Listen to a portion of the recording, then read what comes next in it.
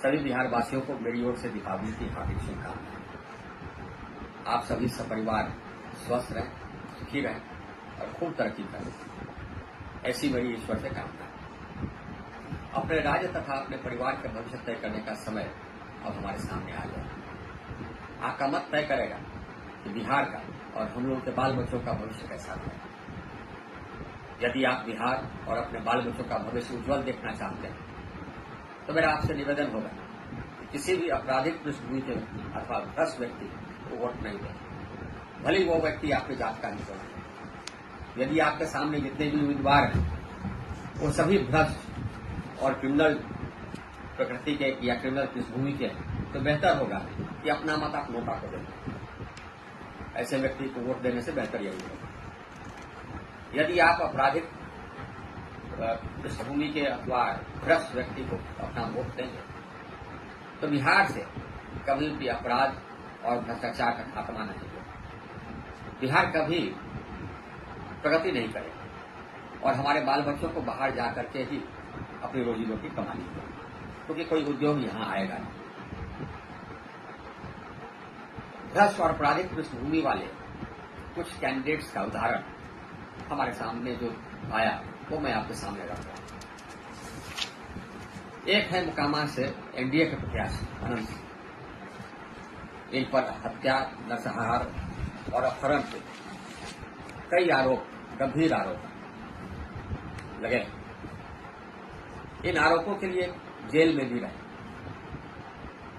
1985 में मैं पटना का जिलाधिकारी था, तो उस समय ये इनके बड़े भाई दिलीप सिंह, विवेका सिंह, इनके भाई, ये लोग अनुमंडल मुख्यालय में उपद्रव कर रहे थे, तो मैं वहां पहुंच करके इनको खदेड़ा।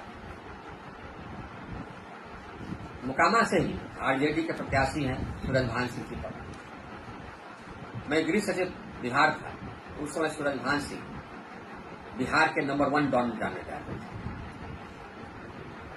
2-3 राज्यों में इन पर हत्या इत्यादि के, हत्या, नरसंहार, अपहरण इत्यादि के मुकदमे रहे। मैं जब गृह सचिव था तो उस समय मैंने नालंदा के एसपी को कहा था किसी भी परिस्थिति में इसको गिरफ्तार करना है, और ये इसको गिरफ्तार करने में हम लोग सफल हैं। ये स्वतः चुनाव नहीं लड़ सकते हैं मुकदमों के कारण, आपराधिक मुकदमों के कारण, तो अपनी पत्नी को गिरफ्तार किया। नवादा से एनडीए के प्रत्याशी, आपको आश्चर्य होगा, राजवल्लभ यादव की पत्नी। राजवल्लभ यादव बलात्कार के पॉक्सो एक्ट के अंतर्गत आरोपी है। ये खुद चुनाव नहीं लड़ सकते हैं तो अपने पत्नी विवाह विरोध करा। विडंबना तो यह है कि गया में प्रधानमंत्री के सभा के दौरान कुछ व्यक्ति, पार्टी के कुछ लोग, इनके पत्नी को मंच पर ले जाकर के उनका माल्यार्पण प्रधानमंत्री से कराया। ये शर्म की बात है। रघुनाथपुर से आरजेडी के प्रत्याशी हैं शहाबुद्दीन के बेटे ओसामा। शहाबुद्दीन एक दुर्दांत अपराधी थे, वो पूरा बिहार जानता, इन पर हत्या के कई आरोप। उन्हीं के सुपुत्र हैं ओसामा। तारापुर से एनडीए के प्रत्याशी हैं सम्राट चौधरी। इन पर एक पार्टी ने, बिहार की एक पॉलिटिकल पार्टी ने हत्या का आरोप और उम्र के सर्टिफिकेट में जालसाजी कर बेल पर आने का आरोप खुला लगाया, और ये आज तक उसका जवाब नहीं दे सके। ऐसे हैं एनडीए के प्रत्याशी तारापुर से सम्राट चौधरी। जगदीशपुर आरा से एनडीए के प्रत्याशी हैं भगवान सिंह कुशवाहा। ये इचरी में 7 व्यक्तियों के नरसंहार के आरोपी रहे और आज एनडीए के प्रत्याशी। सदेश आरा से ही एनडीए के प्रत्याशी हैं राधाचरण शाह। ये हाल ही में जेल से छूट गया है। ईडी के रेड के बाद ये जेल में 10 महीने तक रहे और अभी छूटे, और एनडीए ने इन्हें टिकट दी। संदेश में दूसरी ओर से आरजेडी के प्रत्याशी हैं अरुण यादव के बेटे। अरुण यादव भी बलात्कार के आरोप में फरार रहे, उन्हीं का, और खुद नहीं लड़ सकते थे तो अपने बेटे को चुनाव लड़ा। ऐसे सब तो प्रत्याशी हैं। इनमें से कोई ऐसा नहीं है जिनको कि आप अपना मत दें। ऐसे लोगों को मत देने से बेहतर है चुल्लू और पानी में डूब के मरना। जो अपराधी है या भ्रष्ट है वह जनता का खून चूसता है, बिहार का खून चूसता है, बिहार के विकास में अगोरा है। उन्हें भगा करके ही हम अपने बिहार को रोशन कर सकते हैं। आइए इस दिवाली हम लोग अपने बिहार को रोशन करने का प्रण करें। पुनः दिवाली की हार्दिक शुभकामनाएं। जब प्रशांत किशोर ने भारतीय जनता पार्टी के नेताओं के बारे में गंभीर आरोप लगाए तो भारतीय जनता पार्टी के पूर्व सांसद और केंद्रीय मंत्री आर.के. सिंह ने इस बात का अपनी तरफ से पहल की और उन्होंने कहा, सबसे पहले उन्होंने ये कहा कि ऐसे सरकार में मंत्री और नेता बीजेपी के सांसद जिन पर गंभीर आरोप लगे हैं उनको लेकर वो व्यक्ति, वो मंत्री या नेता पब्लिक में सामने आए, प्रेस कॉन्फ्रेंस करके अपनी बात को रखे। अगर वो आरोप को झूठा साबित नहीं कर पा रहे हैं तो वो पार्टी से इस्तीफा दे दें, क्योंकि पार्टी की इससे इमेज खराब हो रही है। आप पहले भी जानते हैं कि आर.के. सिंह एक सीनियर आईपीएस रहे और देश के गृह सचिव भी रहे हैं। उनकी ईमानदारी और कर्तव्य निष्ठा के बारे में लोग कोई भी सवाल नहीं उठाते हैं। वो जब तक अपने पद पे रहे उन्होंने बिहार के बारे में, अपने इलाके के बारे में, संसदीय क्षेत्र में बहुत काम किया। लोग आज भी आर.के. सिंह जी को याद करते हैं। और सबसे बड़ी बात तो यह है, आर.के. सिंह ने एक नया कदम उठाते हुए जिस तरीके से भारतीय जनता पार्टी के उन दागी नेताओं के बारे में खुलकर वीडियो बनाकर जनता के बीच डाल दिया। उन्होंने कहा कि भारतीय जनता पार्टी के उन नेताओं को जो कि दागदार हैं, भ्रष्टाचार में लिप्त हैं और उन पे गंभीर आरोप लगे हैं, ऐसे में अपराधी छवि वाले नेताओं को जनता से अपील की है कि उनको वोट मत करें। इस तरीके से आप देख सकते हैं कि आर.के. सिंह भारतीय जनता पार्टी के वरिष्ठ नेता होने के साथ वो एक आईपीएस रैंक पे सीनियर मोस्ट पोजीशन पे रहे हैं।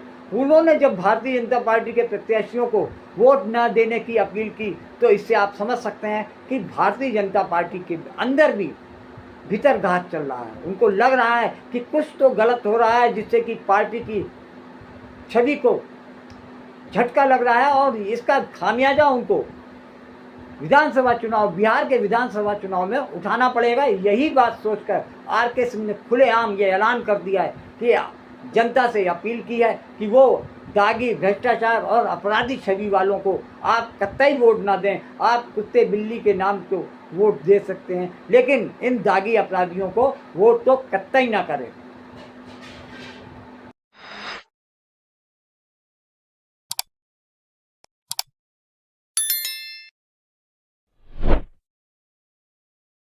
उनको सामने आना चाहिए और उसका जवाब देना चाहिए, अगर उनके पास जवाब है तो। अगर जवाब नहीं है तो इस्तीफा दे देना चाहिए। अब जैसे प्रशांत किशोर ने आरोप लगाया दिलीप जायसवाल पर कि हाँ साहब हत्या में इन्वॉल्व थे, ये आरोप लगाया कि उन्होंने कोई मेडिकल कॉलेज पर ये कब्जा कर लिया अवैध रूप से, माइनॉरिटी मेडिकल कॉलेज, उसका उत्तर देना चाहिए अगर उनके पास उत्तर है तो। और नहीं तो बता दे कि हमारे पास उत्तर नहीं। आइए उत्तर है तो मानहानि का केस कर देना चाहिए। इसी तरह से सम्राट चौधरी ये बार बार कहता है कि उप मुख्यमंत्री है, 7वीं फेल है। भाई मैट्रिक का डिग्री दिखा देना चाहिए, ग्रेजुएशन का डिग्री दिखा देना चाहिए। ये साहब ये सरकार की क्रेडिबिलिटी पर, पार्टी की क्रेडिबिलिटी पर सवाल पैदा करता है, सामने आना चाहिए। तो जैसे कि मैं उनसे वाकिफ, मैं उनसे सहमत हूँ, जो जेडी के जो प्रवक्ता थे, मैं उनसे बिल्कुल सहमत हूँ कि सामने आकर कहना चाहिए। जैसे अशोक चौधरी के बारे में उन्होंने कहा कि 200 करोड़ कहाँ से है, वैसे ही तो आप चाहते हैं कि जिन पे आरोप लग रहे हैं उन सबको आकर के अपना बात क्लियर करना चाहिए। और अगर आरोप सही है तो आप छोड़कर चले जाइए। आप पार्टी के छवि को काहे धूमिल कर रहे हैं। और इन जिन पे आरोप लगे हैं, आपको लग रहा है कि इन सब की वजह से आने वाले चुनाव में बिल्कुल साहब, अब इसके कारण क्या हो रहा है कि ये पार्टी का जो ग्राफ है वो नीचे गिर रहा है ना, देख रहा है कि कैसे कैसे लोग हैं, इसीलिए ये आवश्यक है कि सामने आवे। एक सवाल और कि आपको लेकर भी कहा जा रहा है कि आपने आ रहा है बहुत अच्छा काम किया, सब कुछ किए, इसके बावजूद आप हार गए। उसके पीछे कहा जा रहा है कि कुछ लोग जो हैं षड्यंत्र किया, बात सही है। कौन कौन ऐसे लोग थे जो आपके खिलाफ षड्यंत्र? ये नाम हमने जाकर के इनको अपने पार्टी के अध्यक्ष और जदयू के अध्यक्ष को बता दिया, और हमने यह भी कह दिया कि भैया देखिए, इनको अगर टिकट दीजिएगा तो मैं उनके खिलाफ घूम जाऊंगा। अब ये एक आदमी का, ये 2 आदमी का नाम चल रहा है जदयू से, एक ये भगवान सिंह कुशवाहा है, अब उसने एक जगह 8-9 हत्या किया था, एक जगह और कुछ और जगह हत्या किया था, वैसा आदमी है। वो पहले आरजेडी से हमारे खिलाफ चुनाव लड़ा था, वो आजकल जदयू में, और उसको जदयू ने ये एमएलसी बना दिया। आप सुनते हैं कि टिकट देने जा रही है, तो हमने संजय झा जी से कहा कि भैया ये हमारे खिलाफ काम किया और इसको आप टिकट दीजिएगा तो हम इसके खिलाफ घूमेंगे। इसी तरह से राधाचरण शाह, वो भी जदयू से हैं, सुनते हैं वो तो मशहूर है, इनका नाम मशहूर है कि ड्रग माफिया है, ड्रग स्मगलिंग में इन्वॉल्व थे, ईडी के द्वारा पकड़े गए थे, उनको भी एमएलसी बनाया गया है। उनको भी सुनते हैं कि टिकट देने जा रही जदयू, तो हमने कह दिया कि आप दीजिएगा तो हम घूमेंगे। इसी तरह से भाजपा के भी एक राघवेंद्र सिंह है बरहरा वाले, अमरिंदर सिंह है, ये लोग हमारे खिलाफ किए थे, तो हमने नड्डा जी को भी कह दिया कि ये लोग हमारे खिलाफ घूमेंगे, ये लोग को टिकट दीजिएगा तो हम उनके खिलाफ घूम जाएंगे। साफ ये जाना है कि आप लोकसभा हमारे हम तो ये एक्सपेक्ट करते थे कि जो आदमी इस तरह का भीतर घात किया, आप ये पार्टी से एक्सपेक्ट करेंगे ना कि उसकी जांच कराएगा और उस पर कार्रवाई करेगा। हम तो ये एक्सपेक्ट करते थे। आइए जाकर के हमने अध्यक्ष से कहा था, बताइए। कहा जा रहा है कि आप विधानसभा का चुनाव लड़ना चाह रहे हैं। अरे नहीं भाई, कदापि नहीं। लोग पूछे कि अगर पार्टी को टिकट पार्टी कहेगी लड़ने के लिए क्या था, तो हम बोले कि नहीं, पार्टी अगर आदेश देगी तब तो फिर सरकार पर, अपने मन से कदापि नहीं। क्यों लड़ेंगे?